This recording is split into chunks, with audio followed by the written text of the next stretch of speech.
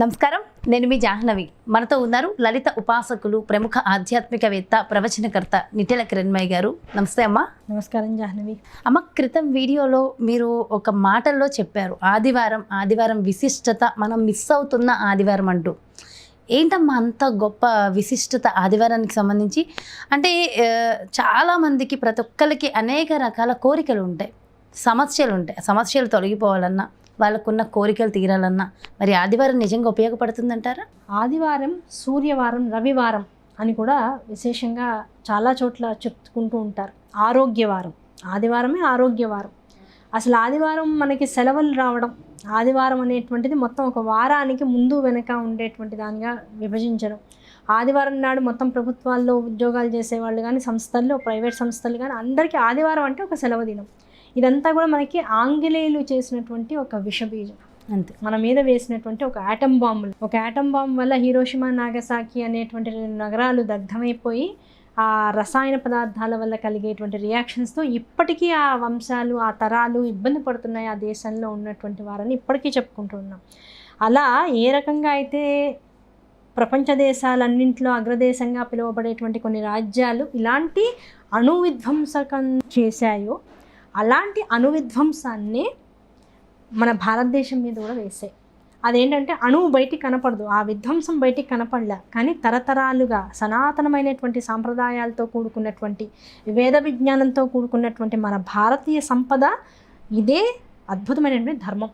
ఆ ధర్మాన్ని ఎలాగలా కూలదోయాలి, వీళ్ళని పడేయాలి అంటే ధర్మాన్ని పక్కన పెట్టేటట్టు చెయ్యాలి అంటే ఏమిటి రహస్యం అని మన మీద బాగా కూర్చున్నారు. మన గురించి అర్థం చేసుకోవడం కోసం కూర్చున్నారు. మనం అనుకున్నాం విదేశీయులు వచ్చారు, మనం చేసేటువంటి పూజా విధానాలు, మన అనుష్ఠానాలు తెలుసుకుంటున్నారు, గొప్పగా చెప్దాం, వాళ్ళు వాళ్ళ దేశాల్లో ఇంకా బాగా తెచ్చుకుంటారేమో అనుకుని పాపం మన వాళ్ళందరూ వాళ్ళకి ఎక్స్ప్లెయిన్ చేస్తారు. ఏమిటయ్యా అంటే మొత్తం వారంలో 7 రోజుల్లో ఆదివారం విశిష్టమైనటువంటి రోజు. ఆ రోజు తెల్లవారుజామున సూర్యుడి కన్నా కూడా పూర్వమే నిద్ర లేవాలి.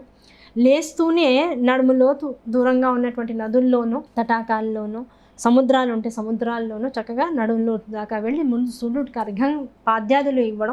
అర్ఘ్యపాద్యాదులు ఇవ్వడంతోనే చక్కగా సూర్య జపాన్ని చేసుకుంటూ చక్కగా స్నానాది కర్మలన్నీ కూడా చక్కగా జాగ్రత్తగా చేసుకోవడం. ఆ చేసుకున్న వెంటనే సూర్యుడు ఉపాసన అయినటువంటి ఆదివారం రోజున ఆ తడిబట్టలు విప్పి పొడిబట్టలు కట్టుకొని ఆ తటాకం యొక్క ఒడ్డుననే, అంటే ఇప్పుడు నదికి వెళ్ళాం ఒడ్డున కూర్చుని, సముద్రానికి వెళ్ళాం ఒడ్డున కూర్చుని చక్కగా భస్మధారణ చేసి సూర్యుడు ఉదయిస్తున్నటువంటి కాలంలో కనుక అక్కడే కూర్చుని జపధ్యానాదులు, లేదు దాంతోపాటుగా మనం చేసుకునేటువంటి గాయత్రి ఉపాసనలు, ఇలాంటివన్నీ కనుక చేసుకుంటూ అలా జీవన విధానాన్ని చేసుకుని ఆ సముద్రంలోంచో లేకపోతే ఆ నదిలోంచో నీళ్ళు తీసుకొని ఇంట్లో మళ్ళీ దేవతార్చన చేసుకుని ఆ రోజు వీలైనంత వరకు ఉపవాసంతో ఉండి, ఆదివారం ఎలాంటిది అంటే ఆ రోజు అన్నాన్ని త్యజిస్తారు. కారణం ఏంటి? త్యజించడం అంటే అదేం రూల్ కాదు. ఆ రోజు సూర్య ఉపాసనలో ఎముక పుష్టి కానీ, ధాతు పుష్టి, మొత్తం మనలో ఉండేటువంటి 7 ధాతువులకి పుష్టి కలిగించాలి అంటే గోధుమ నూక విశేషంగా ఉపయోగపడుతుంది. ఆ గోధుమ నూకతో సూర్యుడికి ఏం చేస్తారంటే బెల్లంతో పాటు కలిపి ప్రసాదం చేస్తారు. కేసరి అంటాం మనం, గోధుమ రవ్వతో చేసేటువంటి కేసరి. ఆ కేసరిని సూర్య భగవానుడికి ఆ రోజు నివేదించి ఆ సూర్యుడు ఎదురకుండా ఇన్ని నమస్కారాలు, సూర్య నమస్కారాలను చేసుకుని సూర్యమండలాన్ని వేసుకుని ఆ సూర్యమండలంలో ఉండేటువంటి అధిష్టాన దేవతలందరికీ, అంటే అమ్మవారిలో ఉండేటువంటి కిరణాలన్నింటికీ కూడా ఈ ప్రసాదాన్ని నివేదించి, ఆ నివేదించినటువంటి ప్రసాదాన్ని ఆ రోజు కనుక అలాగే స్వీకరించి మధ్యాహ్నం నుంచి సాయంకాలం దాకా వీలైనంత వరకు రకరకాలైనటువంటి పురాణ ఇతిహాసాలతో చక్కగా రోజునంతా కూడా గడుపుతూ ఉండడం. మళ్ళీ సాయంకాలం సూర్యాస్తమయం అవుతుండేటువంటి సమయంలో కూడా మళ్ళీ నదికో, దగ్గరలో ఉన్నటువంటి సముద్రానికో లేకపోతే తటాకానికో, కొలనుకో వెళ్ళి అక్కడ మళ్ళీ అర్ఘ్యపాద్యాదులు సమర్పించి సూర్యుడికి నమస్కరించుకోవడం. ఇది ఒక విధానం. అప్పటిదాకా ఇంకా వాళ్ళు పడుకోవడం కానీ, ఆవలింతలు తీయడం కానీ, లేకపోతే అనవసరమైన మాటలు మాట్లాడడం కానీ ఏమీ చేయరు. వేదంలో ఉండేటువంటి పన్నాలు చదువుకుంటూ ఉండడం, పురాణ ఇతిహాసాలను చక్కగా చదువుకుంటూ ఉండడం, ధర్మబద్ధమైనటువంటి కార్యక్రమాలను చేస్తూ ఉండడం అనేటువంటిదే వీళ్ళ యొక్క రొటీన్. అయ్యాక మళ్ళీ సాయంకాలం ఏం చేస్తున్నాడు? ఆ రోజు నూనె వాడట్లేదు, ఒంటికి నూనె రాయట్లేదు, తలకి నూనె రాయట్లేదు, వంటలో కూడా నూనె వాడట్లేదు. అలా వాడకుండా కేవలం నూనెకి అతీతంగా ఉండేటువంటి నెయ్యిని వాడుతూ, అందులో వీలైనంత వరకు ఆవు నెయ్యిని వాడుతూ, రాత్రికి కూడా అల్పాహారం మాత్రమే చేసి, వీలైతే పాలు పళ్ళు తాగి సాత్వికమైనటువంటి ఆహారంతో వాడు అప్పుడు తొందరగా పడుకుంటున్నాడు. ఆదివారం అంటే మిగతా రోజులన్నింటిలో కూడా వాళ్ళు బిజీగా ఉన్న ఆదివారం ఇంత విశేషంగా చేసుకుంటున్నారు, ఇంకా చేసేదానికన్నా అధికంగా చేస్తున్నారు. అధికంగా చేస్తున్నారు కనుక ఆదివారం ప్రత్యేకత అంతా కూడా వాళ్ళు వేదం ద్వారా ఈ మన బ్రహ్మలందరూ కూడా చెప్తుంటే విని నేర్చుకుని వీళ్ళకి ఆదివారం లేకుండా చేస్తే సగం అనుష్ఠానం పోతుంది. వీళ్ళ శక్తి అంతా అనుష్ఠానంలో ఉంది, మనలాగా కండంలోనో లేకపోతే మనం తినే ఆహారంలోనో లేదు. వీళ్ళు ఎంత ఆహారాన్ని వదిలేసి ఎంత అనుష్ఠానం చేస్తున్నారో వాళ్ళకి అక్కడ బలం అంత వస్తుంది. కనుక వీళ్ళని పాడు చేయాలంటే ఏం చేయాలి అంటే బ్రిటిష్ వాళ్ళు మనకి ఇచ్చినటువంటి ఓ పెద్ద మహమ్మారి ఆదివారం సెలవు. కొత్తలో ఏమనుకున్నారంటే పోన్లే ఆదివారం సెలవు అయితే అన్ని రకాల కార్యక్రమాలు పక్కన పెట్టి ఇంకా ఎక్కువ అనుష్ఠానం చేసుకుందాం అనుకున్నారు. తర్వాత జనరేషన్స్తో ఏమైపోయింది, అబ్బాయి వాడు ఆదివారమే కదా పర్వాలేదు అనేటువంటి రోజులు వచ్చేసాయి. కాస్త లేట్గా లేవడం అలవాటైంది. నెమ్మదిగా దాంతోపాటు ఆహారాది నియమాలన్నీ కూడా మారుతూ వచ్చాయి. దాంతోపాటు లేటుగా లేవడం, లేటుగా పడుకోవడం కోసం శనివారం కూడా రాత్రంతా లేటుగా మెళుకు ఉండడం అనేటువంటిది వచ్చింది. దాంతోపాటు స్వైర విహారం రాత్రిళ్ళు వాళ్ళే మద్యపానాలు అవి కూడా సప్లై చేసేవాళ్ళు అయిపోయింది. మొత్తం మన ధర్మాన్ని పాడు చేయడం కోసం ఎన్ని రకాలైనటువంటి భ్రష్టత్వం మనకి అంటగట్టాలో అన్నిటినీ అంటగట్టేస్తారు. తెలియకుండా మనం తినేటువంటి ఆహారంలో నానా రకాలైనటువంటి భక్ష్యాన్ని కలిపి ఇవ్వడం, తినకూడనటువంటి అడిక్ట్ అయిపోవడం, మాంసాలన్నీ కూడా కలిపి మనకి తినిపిస్తూ ఉండడం, బలవంతంగా తినిపిస్తూ ఉండడం బ్రాహ్మణులతో, ఇలాంటివన్నీ చేశారు.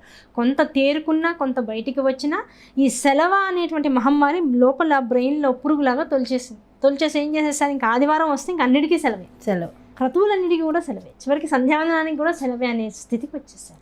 వచ్చేయడం వల్ల ఏమైపోయింది, ఆ రోజున ఆదిత్య హృదయం చదివితే మనందరికీ తెలుస్తుంటుంది. చిట్ట చివరి రాస్తాడు, ఈ రోజున చేయవలసిన పని, చేయకూడని పని ఏమిటంటే చేయవలసిన పని సూర్యారాధన. ఆ రోజంతా కూడా కూర్చుని చేయవలసింది ఏమిటయ్యా అంటే సూర్యుడు ఎవడు, ఎందుకు సూర్యుడికి ఇంత విశేషంగా చెప్తారు అంటే మనందరికీ ప్రత్యక్ష దైవం. మిగతా ఏ దేవతలు మన కళ్ళెదురుగుండా కనపడేటువంటి ఒకే ఒక స్వరూపము సూర్యస్వరూపం. ఆ సూర్యుడే పరమేశ్వరుడు, సూర్యుడే భగవతి శక్తి స్వరూపిణి, ఆ సూర్యుడే స్కందుడు, సూర్యుడే వినాయకుడు, అవునా కదా, ఆ సూర్యుడే ఇంద్రుడు, ఆ సూర్యుడే చంద్రుడు. ఇన్ని రకాలైనటువంటి నానా విధములైనటువంటి శక్తుల్ని తనలో కలిగినటువంటి వాడు, నానా రూపములకు తానే అధిష్టాత్రి.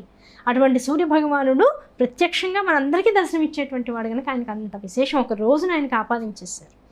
అలాంటి రోజున సూర్యారాధనలో గడిపి, అలాంటి రోజునని కాదు అసలు మనం కళ్ళు తెరిచిన మొదలు పడుకునేదాకా కూడా మన అందరినీ కాచిపెట్టుకుని ఉండేవాడు సూర్యుడు ఒకడు.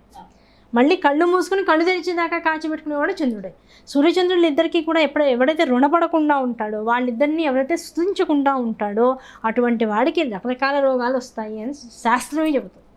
కనుక ఆదివారం నాడు అందున ఆ రవివారంగా చెప్పబడేటువంటి రోజున తిథివార నక్షత్రాలన్నింటినీ కూడా సమకూలంగా చేసుకుని నిజంగా పెందరాడే రోజు నువ్వు ఎలా లేస్తావో దానికన్నా ఒక గంట ముందే లేచి నిజంగా సూర్య నమస్కారాలు చేసుకుని సూర్యారాధన చేసుకుని దాంతోపాటుగా చక్కగా సూర్యుడికి నివేదించేటువంటి గోధుమ అన్నంతో కూడుకున్నటువంటి కేసరిని కనుక నైవేద్యంగా పెట్టి ఇలా కనుక నీ జీవనాన్ని సాగించి ఆ రోజున తప్పనిసరిగా బ్రహ్మచర్యాన్ని పాటిస్తూ వీలైనంత తామసిక ఆహారం వైపుకి నువ్వు సాత్వికంగా ఎప్పుడైతే గోధుమ నూకతో కేసరి చేసేసుకుని తినేసావు ఇంకా వేరే పదార్థాలు నీకు అవసరం లేదు కనుక అటువంటి ఆహారాల వైపుకు వెళ్లకుండా ఇలాంటి జీవనాన్ని కనుక నువ్వు పాటిస్తే నిజం చెప్తున్నా. ఇప్పుడు ఎవరైనా నన్ను ఛాలెంజ్ చేసినా నేను చెప్తాను 45 ఆదివారాల పాటు నాకు క్యాన్సర్ అడ్వాన్స్ స్టేజ్లో ఉందన్న వాళ్ళు కూడా ప్రయత్నించి చూడండి.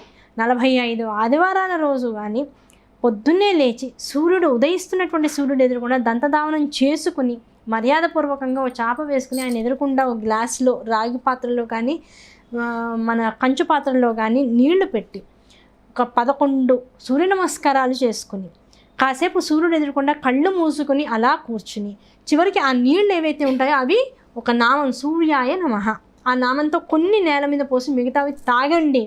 45 వారాలు చేసిన తర్వాత మళ్ళీ టెస్ట్ చేయించుకోండి, క్యాన్సర్ ఉందా లేదా నాకు చెప్పండి. ఇంత రెమెడీస్ ఎదురుకుండా పెట్టుకుని సూర్యుడు ఇంత గొప్పవాడని తెలుసుకుని కూడా మనందరం ఏం చేస్తున్నాము అంటే ఒక మాయ లోపలికి వెళ్ళిపోయింది, ఒక పురుగు లోపలికి వెళ్ళిపోయింది. అది వెళ్ళి ఏం చేస్తుందంటే అబ్బా వారం అంతా కష్టపడతాం కనుక ఆదివారం మాత్రం ఏమీ చేయం, రెస్ట్ తీసుకోవాలి, లేట్గా లేస్తాం, మనకి నచ్చినప్పుడే తింటాం, స్నానం చేయకుండా కూడా తింటాం, బ్రష్ చేయడం ఎక్కువ ఆ రోజు. ఇంకా బ్రష్ చేసుకున్నా సంతోషించి అంటారు చాలామంది.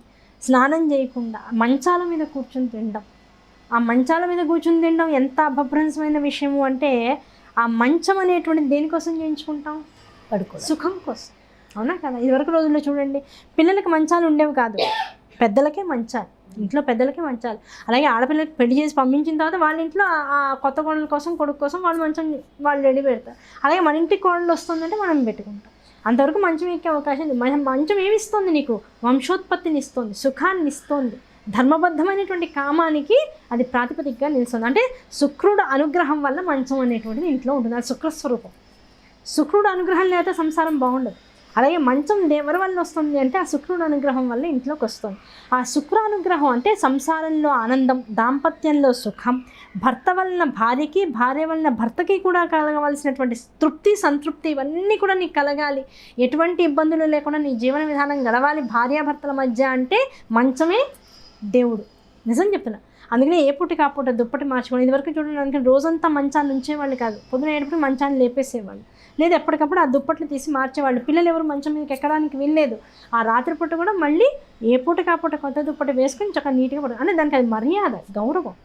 దాన్ని మనం దేవతా విగ్రహాల్ని, దేవతా మండపాన్ని ఎలా చూసుకుంటామో ఆ మంచం, అటువంటి మంచం శుక్రగ్రహం అనుగ్రహం వల్ల మనకి లభించేటువంటి ఆ మంచము కేవలం ఎలా ఉండాలి? సేద తీర్చేటువంటిదిగా, సుఖాన్ని ఇచ్చేటువంటిదిగా ఉండాలి. కానీ దాని మీద కూర్చుని ఎప్పుడైతే నువ్వు ఆహారం ఏం చేస్తుంది? శరీరానికి శక్తినిచ్చే పదార్థాన్ని, ఆ శక్తిని సుఖంగా మలుచుకునేటువంటి పదార్థం మీద కూర్చుని కనుక సేవించినట్లయితే శక్తి సుఖం కింద మారిపోతూ ఉంటుంది. సుఖం తర్వాత ఏమొస్తుంది? నీరసం వస్తుంది. కనుక నువ్వు ఎంత తిన్నా నీరసమే అయిపోతుంది. అందుకని మంచం మీద కూర్చొని తినద్దు అంటారు. దీనికి వెనకాల ఇంత లాజిక్ ఉంది. ఆ లాజిక్ వదిలేసి ఇప్పుడు నన్ను ఎవరు చూస్తున్నారు? ఇప్పుడు నేను బాగానే ఉన్నాను కదా, తింటే ఇప్పుడు నాకేమవుతుందో నేను చూస్తా, అయ్యాక అప్పుడు చెప్తా, నాకు ప్రూవ్ చేయి ఏమవుతుందో. ఇలా మాట్లాడే పిల్లలు ఎక్కువైపోయారు. మంచం మీద కూర్చుని తినడం వద్దురా అని చెప్తూ ఉంటారు, మంచం మీద కూర్చుని గెంతులు వేయొద్దని చెప్తారు, కాళ్ళతో మంచాన్ని తొక్కకూడదని చెప్తారు, ఇవన్నీ చెప్తూ ఉంటారు. ఇలా ఒక మంచానికే ఇంత విలువ, మనం చేయించుకున్న మంచం, మనం కొనుక్కున్న మంచం, దానికే ఇంత విలువ ఉంటే మనందరినీ చేసినటువంటి భగవంతుడికి ఎంత విలువ ఉండాలి? ఆయన చెప్పినటువంటి వేదం నుంచి మనం స్వీకరించే విధానాలు ఎంత గొప్పగా ఉండాలి? నీ జీవితం బాగుండడం కోసం ఆదివారాలు, నీ జీవితం బాగుండడం కోసం సుఖాలు, నీ జీవితం బాగుండడం కోసం ధర్మం, ఇవన్నీ ధర్మంతో కూడుకున్నటువంటి సుఖాలుగా, నియమాలుగా కనుక నువ్వు మార్చుకున్నట్లయితే ఎటువంటి సుఖమైనా నీకు ఆనందాన్నే కలిగిస్తుంది. ఏ సుఖమైతే ధర్మ విరుద్ధమైన విషయాల వల్ల నీకు కలుగుతుందో దానివల్ల నువ్వు పాడవుతావు, సమాజమే పాడవుతావు. అందుకని ఆదివారాన్ని ప్రత్యేకంగా చెప్పారు.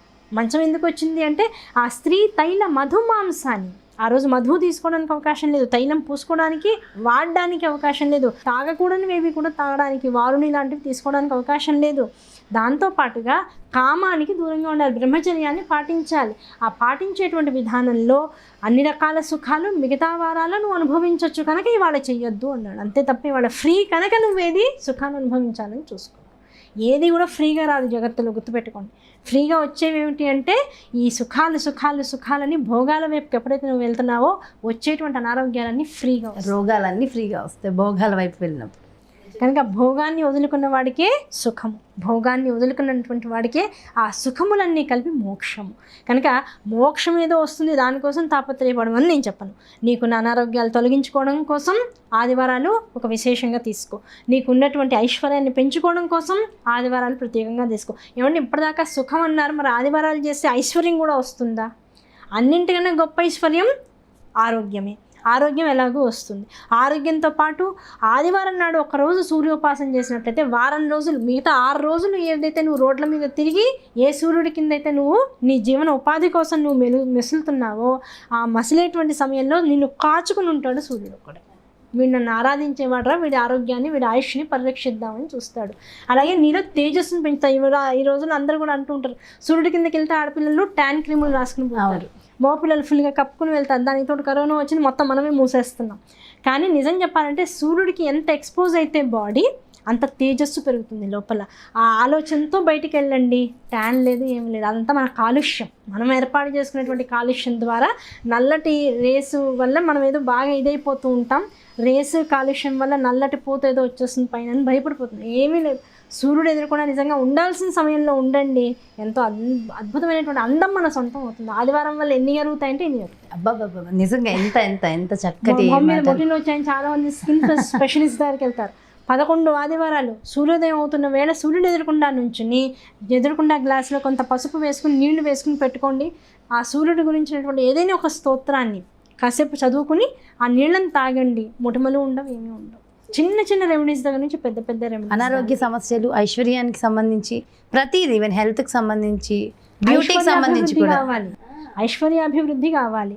ఐశ్వర్యాభివృద్ధి కావాలి అంటే ఏమీ లేదు, పొద్దున్నే లేచి మొహం కడుక్కొని వీలైతే స్నానం చేసి పైన సూర్యుడు ఎక్కడ సూర్యుడు ఉదయిస్తాడో ఆ ఉదయించే సమయానికి వెళ్ళి సూర్యుడు ఎదురకుండా 11 నిమిషాల నుంచుని ఆ 11 నిమిషాలు కూడా భానుమండల మధ్యస్థ భైరవి భగమాలిని అనేటువంటి నామంతో, అది లలితా సహస్రనామంలో ఉంటుంది, భానుమండల మధ్యస్థ భైరవి భగమాలిని అనేటువంటి నామంతో అనుసంధానం చేస్తూ నిజంగా మీరు లక్ష్మీ అష్టోత్తరం కానీ అదే ప్రకృతిం వికృతిం విద్యామని వస్తుంది లక్ష్మీ అష్టోత్తరం, లేకపోతే నమస్తేస్తు మహామాయే శ్రీపీఠేశ్వర పూజితే అంటూ ఒక 11 లైన్లతో ఒక స్తోత్రం వస్తుంది.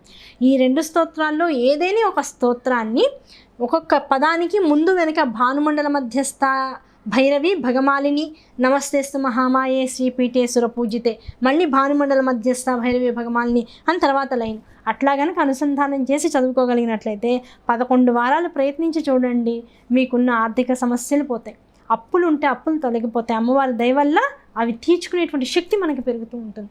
అలాగే సమాజంలో పేరు ప్రతిష్టలు పెరుగుతాయి. ఇంకేం కావాలంటే ఆదివారం ఉపాసనా పరులకి ఒక కల్పవృక్షం లాంటిది.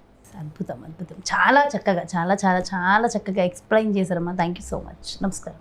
చూశారు కదా ఆదివారం ఆదివారం యొక్క విశిష్టత.